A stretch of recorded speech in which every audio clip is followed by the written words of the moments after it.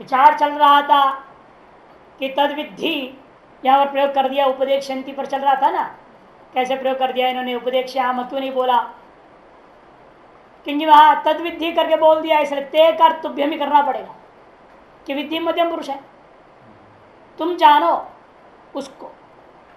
और आगे भी यास्यसी कह रहे ना, अगले श्लोक में क्या कहते हैं? यास्यसी पांडव।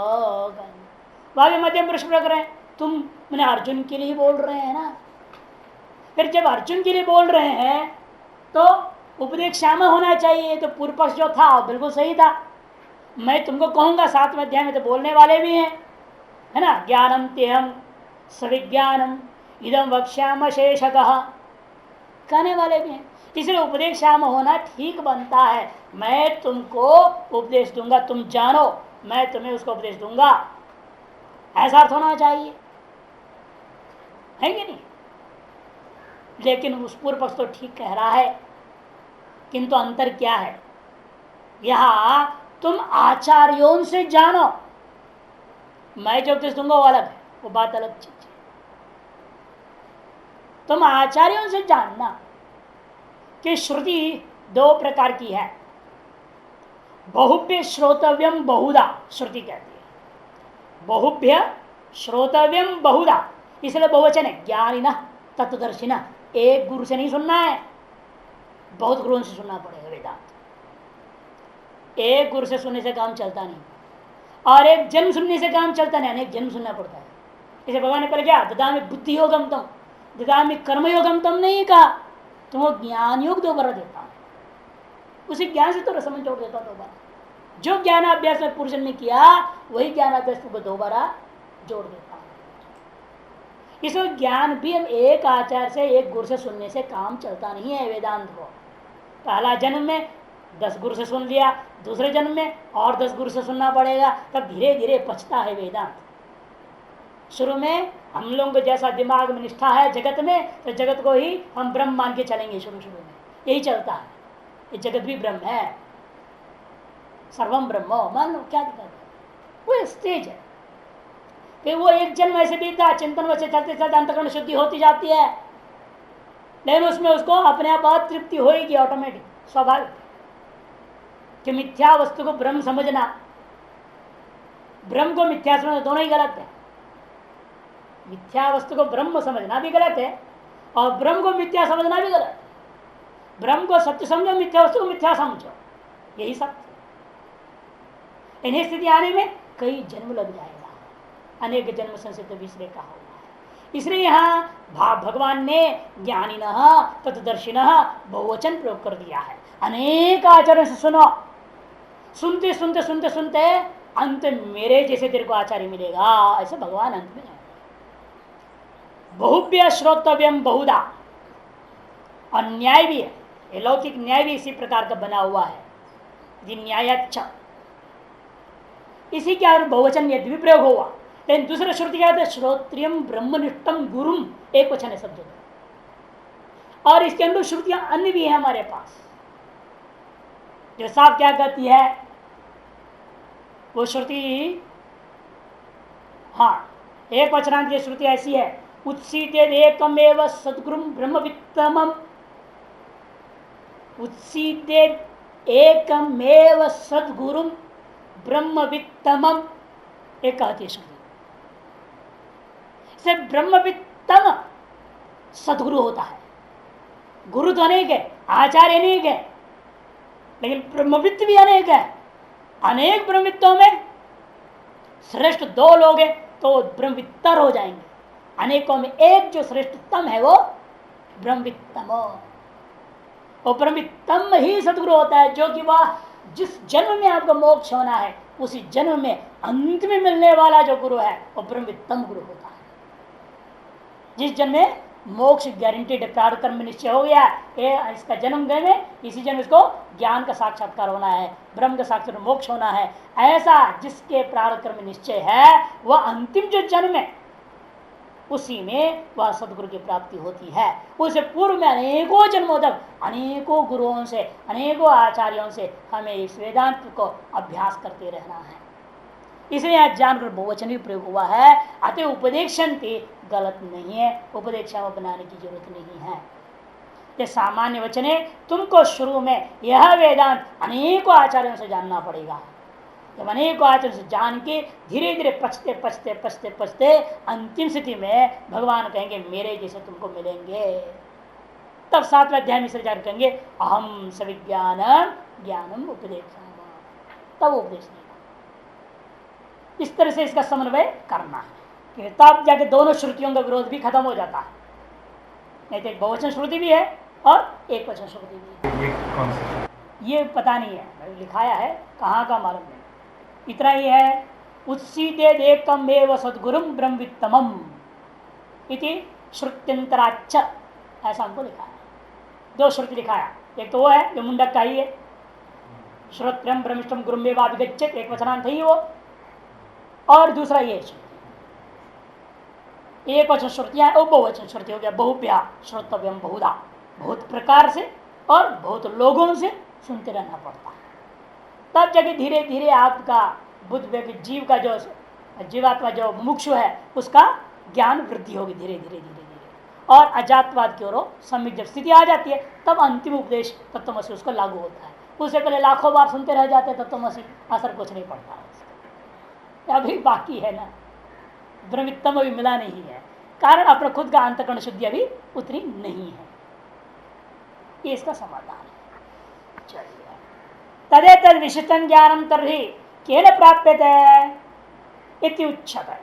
वह यह जो विशिष्ट ज्ञान है बताइए फिर वह किनके द्वारा प्राप्त किया जा सकता है? इत्यतः इति उच्यते। तब जवाब में कहते हैं तद विधि, विधि मने विजानी ही, येन विधिना प्राप्यते तद विधि, जिस विधि के द्वारा इस ज्ञान को प्राप्त किया जा सकता है उस विधि को तुम जानो, या तद से उस ज्ञान को जानो। ऐसा हम लोग सामान्य रूप में कह देते हैं, इस ज्ञान का साधन को जानो। ज्ञान को क्या जानना है? ज्ञान तो खुद है। तो ज्ञान क्या है? ब्रह्म, ब्रह्म तो खुद है, उसको क्या जानना है? उसको जानना नहीं है, उसको पाने का साधन को जानना है। इसे भाष्यकार कहते हैं येन विधि न प्राप्त तद विजानी, ऐसे जिस विधि के द्वारा उस ज्ञान का अनुभव किया जा सकता है उस विधि को तुम जानो। आदि आचार्यान अभिगम्य प्रणिपातेन इति, उसे क्या करना पड़ेगा?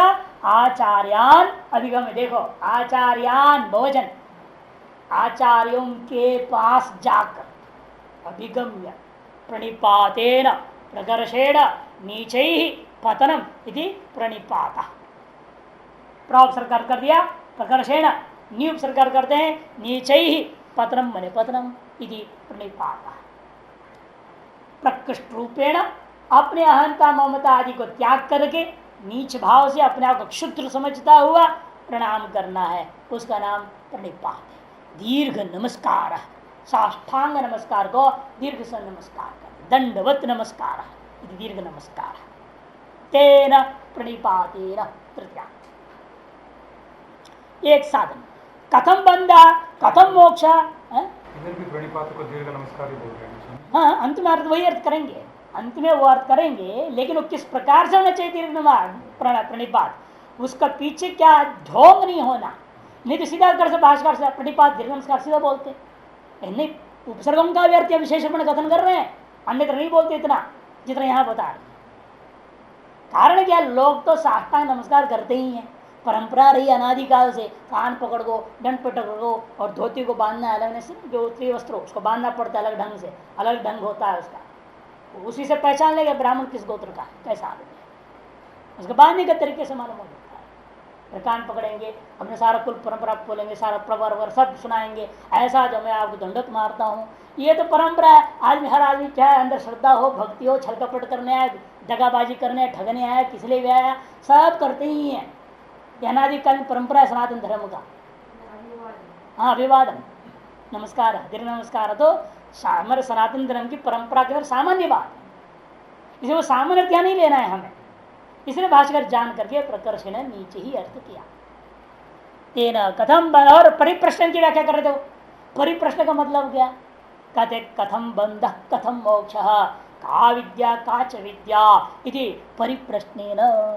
इस संसार के बारे परित विचार्य परीक्षा लोकान कर्मचान निर्वेदन मायद नास्ति कृत कर देना, यह दृढ़ निश्चय वाला होकर के गुरु के पास ये प्रश्न पूछना है, कथम बंध हो, कथम मोक्ष, का विद्या का च विद्या, यदि परिप्रश्न सेवया गुरु शुश्रूषया एवं आदिना, ये तीन ही नहीं लेना, ये समझो कि तीन ही है साधन, एवं आदिना, और भी जितने भी अंगभूता है बहिरंग साधन जितने भी है वो सबको यहाँ ग्रहण कर लेना है साथ में। प्रश्रयेण आवर्जिता आचार्य, इस प्रकार से प्रश्रय भक्ति श्रद्धा पूर्वक निर्दिशय नति विशेष के द्वारा, आंधीरी में साफ है देखिए, प्रश्रय का अर्थ भक्ति श्रद्धा पूर्वक निर्दिशय नति विशेष, यह है प्रश्रय का अर्थ।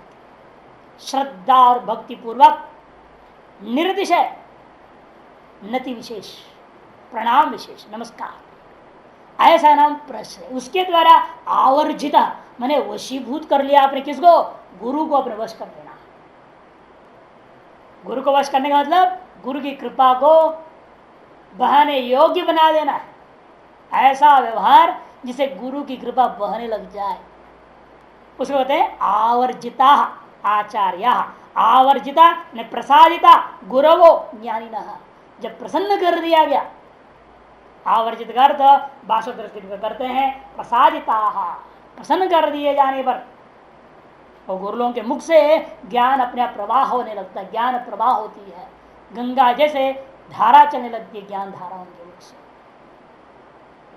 तब आवर्जित आचार्य, इसे वशीभूत कर लिया, मैंने प्रसादित प्रसन्न कर लिया, ऐसे आचार्यों के मुख से वे आचार्य क्या करेंगे? तब उपदेक्षन्ति कथयिष्यन्ति ते ज्ञानम ते मने तुभ्यम, ऐसे जब तुम कर लोगे तब वह आचार्य लोग तुम्हारे, जैसे तुमने द्रोणाचार्य को खुश कर दिया था अपने सामर्थ्य से, द्रोणाचार्य सारी विद्या तेरे को दे दिए थे, उसी प्रकार से यह ब्रह्म ज्ञान के बारे में भी है, जब गुरु प्रसन्न हो जाता है समस्त विद्या प्राप्त करा दे सकता है। ज्ञानम यथोक्त विशेषणम, तुभ्याम ज्ञानम उपदेक्षन्ति, तुमको ज्ञान प्रदान करेंगे। कौन सा ज्ञान है? कदे यथोक्त विशेषण, पूर्वोक्त विशेषण वाला जो ब्रह्म ज्ञान है वो ब्रह्म ज्ञान दे देंगे। कौन है वे आचार्य, किस प्रकार के हैं वो? एक तो ज्ञानी ना, पहले साधारण ज्ञानी बोला, ज्ञानी न ज्ञानवंतोपि केचित यथावत तत्व दर्शनशीला अपरे ना तो विशिनष्टि। ज्ञानी होने के बावजूद, ज्ञानवान तो सभी है, शब्दार्थ ज्ञान वाले तो हजारों मिल जाएंगे, इसलिए ब्रह्मवित्तम कहा ना, ब्रह्मविद भी सैकड़ों हैं, ब्रह्मित्तर भी है, ब्रह्मित्तम कोई कोई होता है, ब्रह्मज्ञों भी बहवः, श्लोक में कहा है ना, ब्रह्मज्ञों भी बहवः, नीतिज्ञो नियतिज्ञश्च शास्त्रज्ञो भी धर्मज्ञ ब्रह्मज्ञो भी बहवः स्वज्ञान ज्योति विरला, बहुत है। इसे कहते ज्ञानी न ज्ञानवंतो भी केचित यथावत तत्व दर्शनशीला परे, केचित बहुवचन प्रयोग कर रहे, इसलिए बहुत कुछ लोग ऐसे हैं जो ज्ञानवान होने पर भी लेकिन वास्तव में वे सम्यक दर्शन वाले नहीं हो सकते। यथावत तत्वशीला अपरे, लेकिन दूसरे जो होते वो यथावत तत्व दर्शन स्वभाव, अतो न तो विश्रेष्ठी, इसलिए जो है यहाँ पर जो है अपरे न, बहुत सारे तो अपरे न अलग कर देना, उसको न को पूर्व के अपरे ऐसे जो जोड़ दो, भले ही ज्ञानवान होते हैं बहुत सारे किंतु क्वचित तो दर्शनशील नहीं होते उनमें से, इसीलिए विशिष्टि विशेषण दिया गया है।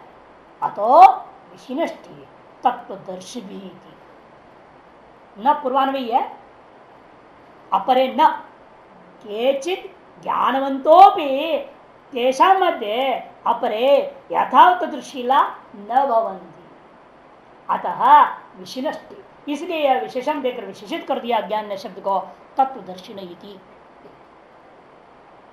केवल शब्दार्थ ज्ञानवान होने से काम चलता नहीं है, वह साक्षात अनुभव किया हुआ होना चाहिए, जीव ब्रह्म ऐक्यत्व का अनुभव किया हुआ व्यक्ति होना चाहिए।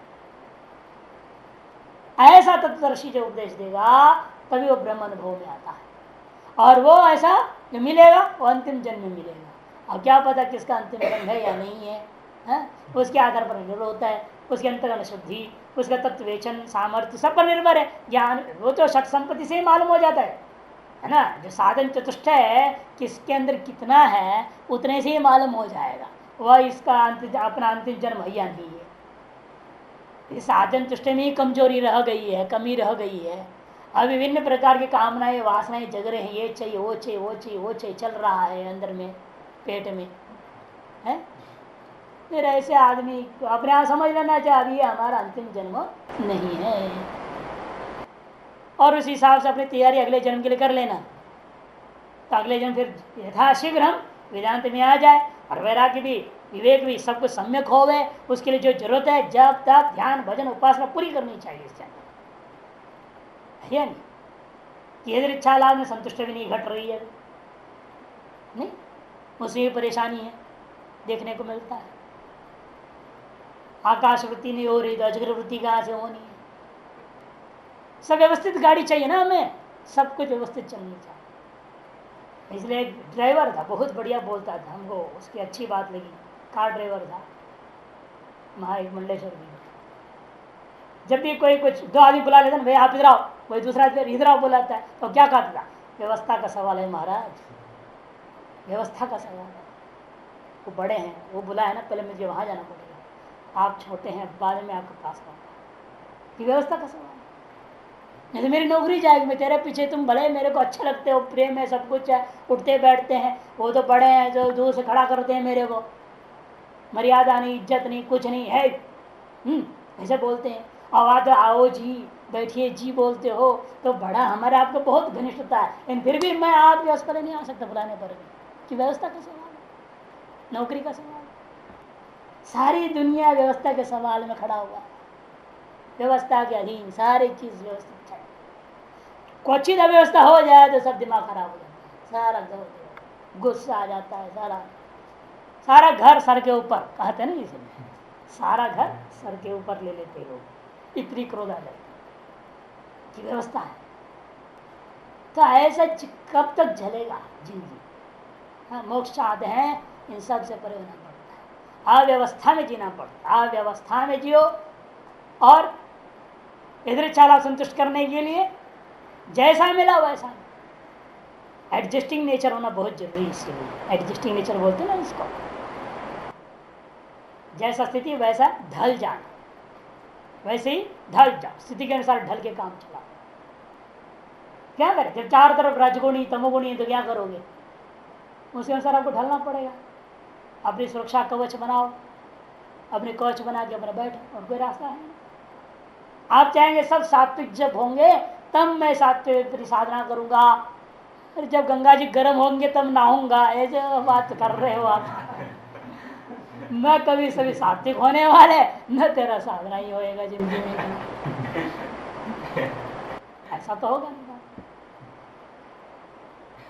इसलिए तो विष्णष्टि तत्वदर्शन ये सम्यक दर्शन धैर्योपदिष्टन ज्ञान कार्यक्षम भवति नैत्रदिति। भाष्यकार स्पष्ट करते हैं जो सम्यक दर्शन दर्शी हैं उनके द्वारा उपदिष्ट जो ज्ञान है ना वही कार्य उन्हें मोक्ष रूप फल को प्रदान करने में सक्षम हो जाता है, नैत्र तो दूसरों के द्वारा उपदिष्ट नहीं हो सकता। नावरेण क्या कहा है कठोपनिषद में, नावरेण शब्द प्रयोग किया,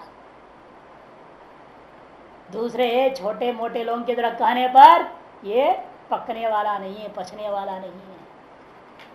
इस ब्रह्मवित्तम पुरुष जब कहता है तब, लेकिन ब्रह्मवित्तम पुरुष का दर्शन हो, उसका संग हो, ये दुर्लभ है ना। भगवान भाष्कर साहब का अत्यंत दुर्लभ है, तीन में से महापुरुष संश्रय, और ब्रह्मवित्तम ही महापुरुष है, ऐसे संश्रय प्राप्त होना ही कठिन। उनका उपदेश की भी जरूरत नहीं पड़ती है, दृष्टि मात्र से काम हो सकता है। ऐसे लोग हुए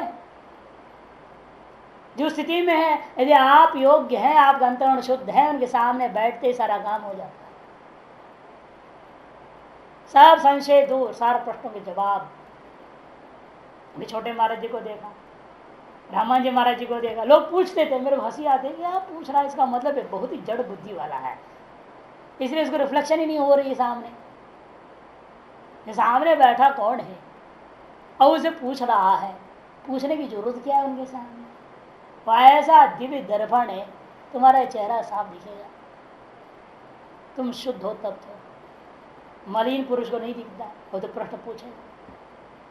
और हम लोगों के दिमाग में कई बार हमने देखा प्रश्न ले जाता था, आज पूछूंगा ये प्रश्न, कल जो पढ़ा है इसमें कमी है, टीका टिप्पण देख लिया, उसे कुछ गड़बड़ महसूस हुआ, अब सोचेगा कल जाए पूछेंगे। जाके बैठता था, पूर्ण मद पूर्ण विदम होते होते सब पूर्ण हो जाता था, सारा जवाब खत्म, प्रश्न ही खत्म, जवाब अपने आप हो जाता था। अब से क्या पूछना है, अब साफ हो ही गया, अब आगे बढ़ो। निर्भर होता है व्यक्ति की अपना अपना स्थिति है, श्रद्धा है, सारे चीज पर निर्भर है। एक फैक्टर नहीं है इसमें, एक कारण नहीं है, अनेक कारण है। तब जाके हो, इसलिए कहते तब कार्य क्षमम भवति नौति भगवतो मतम, यही भगवान का मत है। तथा जैसे इदमपि समर्थम वचनम, इस विषय में यह वचन भी समर्थन देता है। क्या है वह? अगला श्लोक आरंभ होता है, यच्चात्ता न पुनर्मोहम एवं यास्यसि पांडव येन भूतान्यशेषेण द्रक्ष्यस्यात्मन्यथो मयि। यज्ञात्वा, यत् अलग कर देना, यत् ज्ञान रूपम ब्रह्म, जो ज्ञान रूप ब्रह्म है उसे ज्ञात्वा जान करके, एवं मोहम पुनर्न यास्यसि हे पांडव, इस प्रकार का जो मोह जो अभी तेरे को हुआ था प्रथम अध्याय में तुमने जो प्रकट किया है अपना मोह, वह मोह दोबारा तेरे अंदर नहीं होगा। ममा इमे, ये मोह था ना उसको, इमे मम, ये सब तो मेरे हैं, इनको मैं कैसे मारूंगा? मेरे भाई है, मेरे गुरु हैं, मेरे ताऊ चाचा, हाँ, दादा सब खड़े हैं, सब मेरे हैं। ये ममत्व बुद्धि जो तेरा मोह है वह, और अहंता बुद्धि, मैं हूं तब तो ये मेरे हैं, माँ ना हो, माँ ना होता तो, या अहम नहीं होता तो ममत्व कहां से आ जाता? अहम के तो मम आता है, इसे मैं और अहम और मम दोनों ही खत्म हो जाएगा। एवं मोहम अहंता ममदात्मकम पुनः नया से दो बार तो प्राप्त नहीं होगा। हे पांडव, संबोधन है, संबोधन में भी बड़ा विलक्षणता है। जिस प्रकार से इस समय तुम अपने आप को क्या मान रहे हो? पांडुपुत्र मान रहे हो ना, तुम अपने आप को पांडुपुत्र मान रहे हो, इसलिए भीष्मादि तुम्हारे रिश्तेदार हो गए। यही मोह का स्वरूप है। मोह को ही, एवं मोहम को ही संकेत कर दिया पांडव संबोधन से। जो कोई व्यक्ति मैं अमुक का पुत्र समझता है वह मोहग्रस्त है, जो अपने आप को हम ब्रह्म समझता है मोह रहित है। इसे तुम हे पांडव करके संबंध बता दिया। तुम अपने आप को जब तक पांडव पुत्र मानते रहोगे तब तक तुम्हारे लिए सब रिश्तेदार है, और तुम्हारा यह मोह कभी मिटने वाला नहीं है। इसे तुम अपने पांडव पुत्रत्व या अभिमान को त्याग दो, अपने ब्रह्मत्व अभिमान में स्थिर हो जाओ, तो अपने आप तुम्हारे मोह नष्ट हो जाएगा। मदिया इमे, यह बात अपने आप समाप्त हो जाएगा। जब मैं पांडु पुत्र हूं तब तो ये सब मदिया हो जाएंगे, नहीं तो मेरे कहां रह जाएंगे ये। इसे कहते हैं यह बात समझ लोगे तो अपने आप मोह तुम्हारा नष्ट हो जाएगा। तथा ज्ञान तन मूलोच्छेद कम लद्वा न याससी, तो इस मोह का मूल क्या है? अज्ञान। उस अज्ञान को उच्छेद है। मोह हमने ऐसे मोह का नाशक नहीं है ज्ञान, ज्ञान तो अज्ञान को नाश कर, परंपरा है यहाँ। ज्ञान अज्ञान को नाश कर देता है, अज्ञान का नाश होने से मोह का नाश हो गया। कारण नाशाद कार्य नाश हो। इसे परंतप में भी कुछ लोगों ने अर्थ लिया है, पर ज्ञानम प्राप्य अज्ञानम अज्ञान शत्रु तापयति ऐसा परम, परम ब्रह्म ज्ञान तम प्राप्य अज्ञानात्रगम शत्रु तापयति सह परंतप।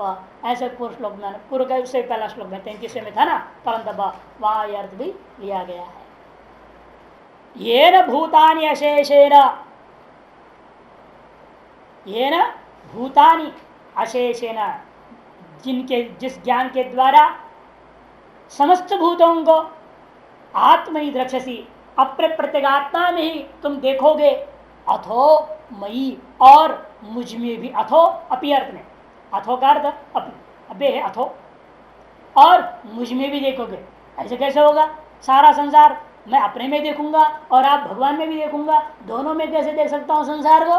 कहते इसलिए क्योंकि तुझ में मुझ में कोई अंतर ही नहीं है। क्षेत्रज्ञ चापी माम विद्धि। क्योंकि तुम जो क्षेत्रज्ञ अपने आप को मान रहे हो, वो क्षेत्र या आत्मा में तुम जो देखोगे वह मुझ में भी देखोगे, क्योंकि क्षेत्रज्ञ और मुझ में कोई अंतर ही नहीं है, जीव ब्रह्म ऐक्य है। इसे पहले तुम अपने में देख लोगे ना, अपना तुम मुझ में देख लोगे, साथ समाप्त हो जाता है विचार। अथोमयी, कैसे देखोगे तुम इन सारे चीजों को अपने में, उसका स्वरूप क्या होगा, ऐसा होगा, यह तुम्हारा निर्णय हो जाएगा। मद अविद्या कल्पित अयम भीष्मादि प्रपंच मद व्यतिरेक नास्ति, ऐसा ज्ञान। ये जो भीष्मादि क्या है, मेरे ही में, मुझ में अविद्या से कल्पित है। मई अविद्या कल्पित अयम भीष्मादि प्रपंच अतएव मद व्यतिरेक नास्ति में ये निश्चय हो जाएगा, तब मोह समाप्त हो गया। क्योंकि मिथ्या कल्पित वस्तु हो गया, तो मिथ्या कल्पित वस्तु अधिष्ठान से भिन्न तो है ही नहीं, वो है ना। जिस तरह रजत जो मिथ्या कल्पित है और चित्त रूपी अधिष्ठान से भिन्न अस्तित्व उसका कुछ भी नहीं है।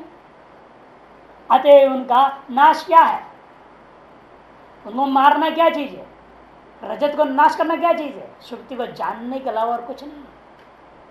शुक्ति को जान लिया, रजत अपने आप नष्ट। तुम अपने आप को जान लिया, अपने भीष्मादि नष्ट है, तुम्हारे लिए नष्ट हो चुके हैं।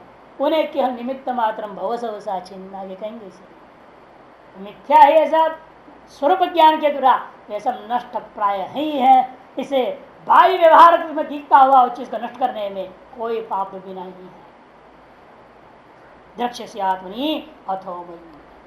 भाष्य, यद ज्ञात्वा यद ज्ञानम तैरुपदिष्टम अधिगम्य, यद उस ब्रह्म का जो ज्ञान है उन आचार्यों के द्वारा उपदिष्टम अधिगम्य, उपदिष्ट होकर के जान लेने पर प्राप्य मन अनुभूय पुनर्भूयो मोहम एवं तथा इदानी मोहम गतोसी पुनरेवं न याससी हे पांडव।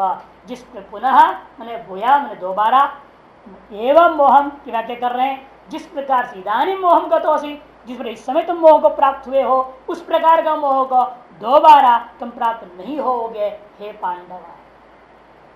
किंच, इतना ही नहीं, ये न ज्ञानेन भूतानि अशेषेण ब्रह्मादि स्तंभ पर्यंतानि रक्षस, जिस ज्ञान के द्वारा तुम क्या करोगे, अशेषेण पूर्ण रूपेण इन समस्त भूतों को, किन भूतों को, पंचभूत नहीं है ना, पृथ्वी जल तेज वायु आकाश, कहते ब्रह्मादि स्तंभ पर्यंतानि सर्वाणि द्रक्ष्यसि, कहा साक्षात आत्मनि, आत्मनि ने प्रत्येगात्मनि, जीवात्मा में अपने में तुम देखोगे क्या, मत संस्थानी मारी भूतानी इति, ऐसा तुम देखो। मत संस्थानी की व्याख्या में कर रहा था भाई। मत संस्थानी में मई अविद्या कल्पितत्वेन संस्थानी इमानी भीष्मादि रूपाणी भूतानी प्रपंच, मुझ में अविद्या से कल्पित होकर सम्यक स्थितानी है, संस्थानी है कौन, ये भीष्मादि रूप भूतानी समस्त प्रपंच इति, ऐसा तुम अपनी आत्मा में पहले देखोगे। उसके बाद अथो अभी मैंने और तुम मुझ में भी से देख सकोगे। तब मई मैंने वासुदेवे परमेश्वरे च इमानी थी, मुझ वासुदेव परमेश्वर में भी तुम इन सारी चीजों को देख लोगे। अरे ऐसा कैसे होगा, मैं अपने में देख लूंगा फिर आप में भी उसी को देख लूंगा, दोनों जगह एक ही चीज को कैसे देखूंगा मैं, या तो इधर होगा या तो उधर होगा। तब कहते नहीं, दोनों में अलग है ही नहीं ना, अलग होता तो बात होती, तो दो जगह में कैसे देखूंगा। शब्द है, तुम अपने में देखोगे और मुझ में देखोगे। ये जो शब्द मैं प्रयोग कर रहा हूं वास्तव में केवल इन वास्तव में दो अधिकरणों में तुम नहीं देख रहे हो, दो भिन्न अधिष्ठानों में तुम नहीं देख रहे हो, दोनों अधिष्ठान एक ही है। क्यों, क्योंकि क्षेत्रज्ञ ईश्वर एकत्व सर्वोपनिषद प्रसिद्धम द्रक्ष्यसि करता। इसका अर्थ यही है, क्षेत्रज्ञ और ईश्वर उस ब्रह्म का एकत्व जो क्या है सकल उपनिषदों में प्रसिद्ध है, जो वो तुम अनुभव कर रहे हो, ये इसका इत्यर्थ है। इसलिए वह आचार्य कैसे होना चाहिए उस विषय भाष्योत्कृष्टि प्रकार एक सुंदर श्लोक दे रहे हैं।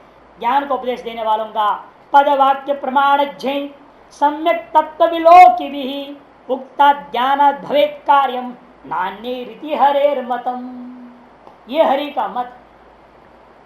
क्या है हरि का मत? पदवाक्य प्रमाण पारावारीण लोग लिखते हैं। हर मंडलेश्वर के पीछे जो रहता है ना, जो कपड़ा टांगते हैं, उसमें सोने के तार से लिखा रहता है पदवाक्य प्रमाण पारावारीण। जाके देखना कभी। लेकिन वह पद वाक्य प्रमाण जय ही, वो गलत छपी है कोष्टक, उससे पहला पूर्वार्ध में पद वाक्य प्रमाण जय ही सम्यक तत्व विवेक भी। पद वाक्य प्रमाण, पद मने व्याकरण, वाक्य मने मीमांसा, प्रमाण मने न्याय, इन तीनों में जो परिपक्व, टिप्पणकार में दिख रहा है ना, टिप्पणकार देखो जहां जरूरत है वहां भाष्यकार एक भी अधिक शब्द कैसे प्रयोग कर रहे हैं पूरा व्याकरण दे देते हैं। ऐसे कैसे कह दिया भाष्यकार ने, और ऐसे करने के पीछे क्या रहस्य होगा, किस प्रक्रिया से बनाया है, क्यों ये अर्थ ले रहे हैं भाष्यकार, पूरी व्याकरण बोल देते हैं सूत्रों को सही। और जब न्याय दर्शन आता है पूरा न्याय दर्शन टिप्पणी मिलने को मिलेगा, मीमांसा आता है तो मीमांसा का टिप्पणी मिल जाता है। विष्णुदेव गिरिजी महाराज इस तरह से व्याकरण न्याय मीमांसा परिपक्व पदवाक्य प्रमाण सम्यक तत्व भी, और सम्यक प्रकार से तत्व के वेचन किए हुए लोग। टिप्पणी का ऐसे पूर्वार्ध कहाँ क्या बोल रहे भास्कर सब उनका ध्यान में है, आगे क्या बोलने वाले पीछे क्या बोले सब के आधार पर टिप्पण बना रहे हैं और लिखते भी अमुक पृष्ठ में देख लेना वहां ऐसा कहा होगा, इसलिए मैं यहाँ पर ऐसा बोल रहा हूँ। आपके लगे भी यहाँ ऐसे कैसे बोलते हैं भाषिका टिप्पणकार, नहीं वहां देख लो तुम वहां क्या बोल रहे भाषिका, उसके समझ भी करते हुए मैं कह रहा हूँ यहाँ पर। इस तरह से और वहां पर पूरा का पूरा दिमाग में भाष्य, ब्रह्मसूत्र में कहा क्या बोला गया है, उपनिषद में कहा क्या बोल रहे हैं, गीता में कहा क्या बोल रहे हैं, सारा भाष्य को दिमाग में रख करके लिखना बोलना समझना कहना आसान नहीं, महान दिमाग। इसका होते हैं सम्यक तत्व विवेक भी उक्ता, ऐसे के द्वारा कहा हुआ ज्ञान भवेत कार्यम, ऐसे ऐसे कहा हुआ और सुना हुआ ज्ञान ही कार्य क्या मोक्षात्मक कार्य को सिद्ध करता है, नान्य ही अन्यों के द्वारा नहीं। इति हरेर मतम, यह हरि का मत। तद विज्ञान सुगम्यवाभिगच्छ समित पाणी श्रोतम ब्रह्मनिष्ठम इत्यादि मुंडकोपनिषद 1-2-12 इसी का एक तरह से वह संकेत कर दिया। और स्तुति अब करेंगे इस ज्ञान का, किंचेत से ज्ञान से महात्म्यम। अब इस ज्ञान का महात्म्य के लिए अगला श्लोक आ रहा है, अपिच्छेद से। अपिच्छेद से पापेभ्य सर्वेभ्य पापकृत्तमः सर्वं ज्ञान प्लवेनैव विजिनं संतरिष्यसि। अपिच्छेद दो अव्यय एक साथ प्रयोग हो गया। अपिच्छेद मैंने कदाचित संभव चेत, कदाचित संभावना परक के दो अव्यय एक साथ प्रयोग हुआ। अपिच्छेद कभी मान लो ऐसे हो जा, यदि भी हो नहीं सकता है, इतना बड़ा पाप कौन करे, पाप कृतम हो जाए, पाप कृत पाप कृत्तर पाप कृतम, ऐसा तो कोई हो ही नहीं सकता। इतना संभावना को लेकर यदि ऐसा हो भी जाए तो भी यदि उस व्यक्ति के पास ऐसा ज्ञान हो, वो ज्ञान के द्वारा सब भस्म हो जाए सारा पाप। अपिच्छेद ऐसे पापेभ्य सर्वेभ्य पाप कृतम, सकल पापियों में सर्वोत्तम पापी तुम यदि अपने आप को मान लोगे तो भी, पापे ने पापीभ्य पाप करने वाले, सर्वेभ्य पापेभ्य पाप कृतम असी इति अपिच्छेद संभावना छेद अपनी, यदि ऐसी संभावना अपने में मानोगे तो भी, क्यों संभावना, क्योंकि पहले कहा ना उसने नरके नियतम वास, क्योंकि आसमान पापम कहते उन लोगों को भले बुद्धि नहीं है, लोभ हो पते चेतसा, हमारे पास तो बुद्धि विवेक है, हम क्यों पापम आचर, तुम हम क्यों पाप आचरण करें, फिर भी हम युद्ध करेंगे तो पाप ही पाप होगा, तो मैं कहाँ पापी हो जाऊंगा। तब भगवान करे तो महापापी अपने आप को मानोगे तो भी तेरा कुछ नहीं बिगड़ेगा, क्योंकि पुण्य और पाप दोनों तेरे को स्पर्श नहीं कर सकता है, ये ब्रह्मज्ञानी तुम्हारे पास है। ऐसी कदाचित संभावना परो अपिच्छेदसी, स्तुति स्तुत्यर्थ स्तुति का कथन करने के लिए ही असंभावित अर्थ को भी अंगीकार करके कहा जाता है। कई बार असंभावित अर्थ को भी स्वीकार करके स्तुत्यर्थम क्या करते हैं, कह दिया जाता है। यदि ऐसा संभव नहीं है फिर भी ऐसा मान के कह दिया जाता है। तो इसलिए कहते हैं तब क्या होगा, उस सारे को तुम सर्वम ज्ञान प्लवेनैव सर्वम वृजिनम, संपूर्ण पापों रूपी समुद्र को तुम ज्ञान रूपी नौका से संतरिषति, सम्यक प्रकारेण तरिषसी, अनायास ही आसानी से तुम तर जाओगे इस पापमय समुद्र से। प्लवेन है ना, इसके आगे समुद्र लेना पड़ेगा। प्लव मैंने नौका, नौका कहाँ होता है, हवा में थोड़ी चलेगा, समुद्र में तो होगा। इसलिए प्लव शब्द सामर्थ्यादेव समुद्र का अध्यार करना पड़ेगा। से भगवान भी भाष्यकार कहेंगे वृजन अर्णवम, वृजन अर्णवम प्रयोग कर देंगे समुद्र में, अर्थात अध्यार करना पड़ता है, इसको अर्थाध्यार कहा जाता है। जैसा कोई यहां पर एक तरह से कैमुतिक न्याय है। कैमुतिक न्याय क्या है ये, जैसा मान लो महान पहाड़ को कोई लांग रहा है, ऐसे लांगने के सामर्थ्य वाले को एक वालुका का कण लांगने में कोई कठिनाई है क्या? जब पहाड़ को लांग सकता है तो एक वालुका का कण को क्यों नहीं लांग सकता? इधर जब पाप समुद्र को तुम लांग सकते हो ज्ञान के द्वारा, एक भीष्मादि को मारने क्षुद्र पाप क्यों नहीं लांग सकते हो? कई मोती अतः महामेरु लंघय तो वालुक कण लंघन वध तथा पापार्णवम तरतो भीष्मादि वध जन्य पाप लंघनम कैमुत ने किमुत भवती। हमारे टिप्पण है, ढूंढो तरसीव इत्यर्थ, संतरिष्यसीव इत्यर्थ। संशय नहीं है, तुमको करना ही नहीं संशय, यहाँ पर निश्चय है तुम तर जाओगे ब्रह्म ज्ञान के द्वारा सारे पापों। अपिचेदसि पापेभ्यः सर्वेभ्यः पाकृतवाद संज्ञान प्लवेनैव सर्वम वृजनम का विशेषण है। समस्त पापों को तुम ज्ञान रूपी नौका के द्वारा संतरिषसी एव, वहां ले आओ, संप्लवेन एव है ना, वो क्रियापदान्वयी कर देना, क्रियान्वयी एव है उदाहरण है, निश्चित रूपेण तुम तर जाओगे इसका भाष्य। अपिचेदसि पापेभ्य पापकृद्भ्य सर्वेभ्य अतिशयेन पापकृत इति पापकृतम।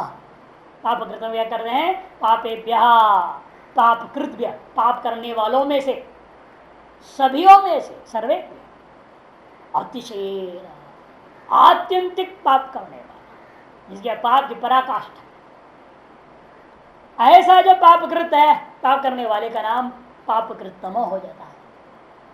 सर्वम ऐसा व्यक्ति भी अपने आप को तुम ऐसा मानते हो तो भी असी है ना, अपिचेत असी पापकृतम, तुम अपने आप को पापकृतम मानोगे तो भी उन सारे पापों को तुम क्या करोगे, सर्वम ज्ञान प्लवेनैव, ज्ञानमेव प्लवम कृत्वा, ज्ञानमेव प्लवम कृत्वा, ज्ञान को ही नौका जैसे नौका बना करके, ये विज्ञान नौका प्रकरण ग्रंथि लिख दिया भाष्यकार ने, इसलिए विज्ञान नौका पुस्तक विज्ञान नौका, इसे कहते हैं देखो ज्ञानम एवं प्लवम ने नौका, ज्ञान को ही नौका जैसे नौका बना करके, वृजनम वृजनारणवम, वृजनम गर्द करते आगे पापम, पाप समुद्रम एवं प्लवोक्ति सामर्थ्या अर्थतः अर्णवत्व सिद्धम भवति, पापम संतरिष्यसी, संतरिष, ज्ञान को ही प्लव बना करके तुम जब यहाँ एवं ज्ञानम एवं प्लव ना, वो एवं जो है वो श्लोक का एवं नहीं समझना, ज्ञान प्लवे नहीं, वो को ऐसा कर दे भाषा ने ज्ञानम एवं प्लवम नहीं, वो ये समाज क्या आया, कर्मधारय समाज दिखाने के लिए, वो श्लोक का एवं नहीं, श्लोक एवं हमें संतरिष्ट के साथ लेना है, जो भाषाकार ने यहाँ उसका अन्वय बताया ही नहीं है।